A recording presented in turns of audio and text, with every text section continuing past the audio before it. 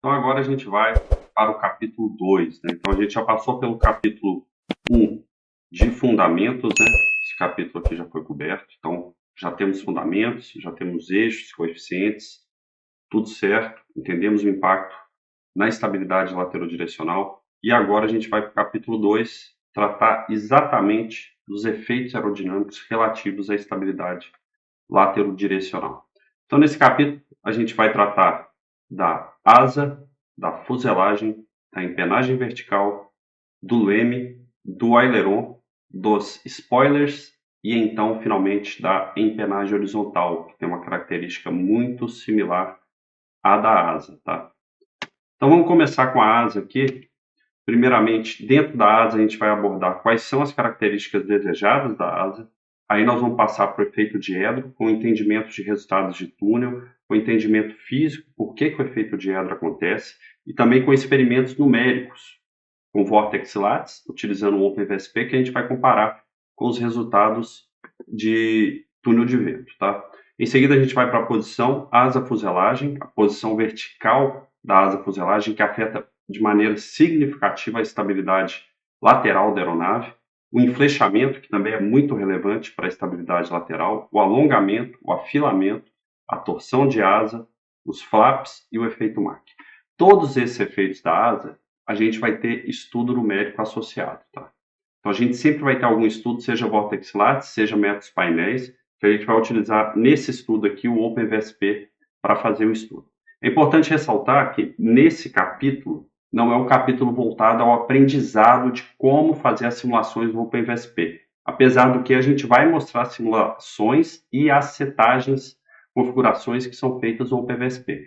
Mas mais para frente, no capítulo 3 e no capítulo 5, a gente vai passar detalhadamente sobre como utilizar o OpenVSP e o XFLR5, passando desde a instalação até as configurações básicas. Tá? Então, nesse primeiro momento, não precisa se preocupar muito com a utilização do OpenVSP, a gente está mais interessado em ver os resultados e comparar esses resultados com fontes da literatura. Tá? Então, a gente vai começar aqui com características desejadas da asa, e uma característica fundamental desejada da asa é que ela proporcione à aeronave uma estabilidade lateral positiva. Ou seja, o que é uma estabilidade lateral positiva? A gente já viu no capítulo dos fundamentos. Vai ser exatamente uma curva de CR por beta, tá? Menor do que zero. Então, a gente precisa chegar nesse critério para ter uma aeronave estável lateralmente, sendo que a asa é a principal contribuinte desse efeito, tá? Então, o projeto dela e todas as partes geométricas da asa que têm contribuição para a estabilidade lateral são importantes e é isso que a gente vai ver aqui a seguir. Uma coisa importante é que essa estabilidade lateral ela não pode ser excessiva.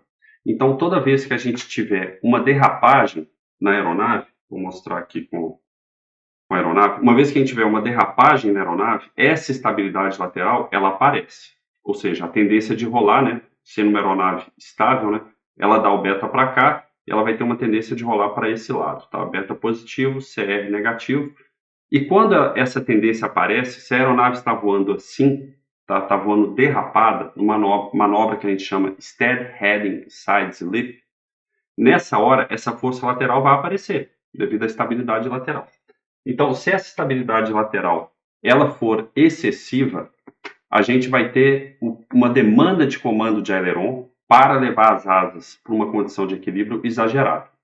Então, a estabilidade lateral não pode ser muito exagerada, senão ela vai demandar muito comando do aileron.